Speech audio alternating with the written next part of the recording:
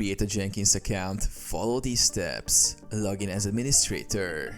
Open Jenkins in your browser. Log in with administrator credentials. Navigate to user management. From the Jenkins dashboard, go to Manage Jenkins, Manage Users. If the Manage Users option is not visible, ensure that the security settings allow account management. Add a new user. Click Create User. Fill in the required fields. Username, a unique identifier for the user. Password, set a secure password for the user. Confirm password, retype the password. Full name, enter the user's full name. Email address, provide an email for notifications. Click Create User to save. Assign permissions. Use a plugin like Role-Based Authorization Strategy to assign roles and permissions. Go to Manage Jenkins, manage roles, and grant the new user appropriate access based on their responsibilities. Verify the account.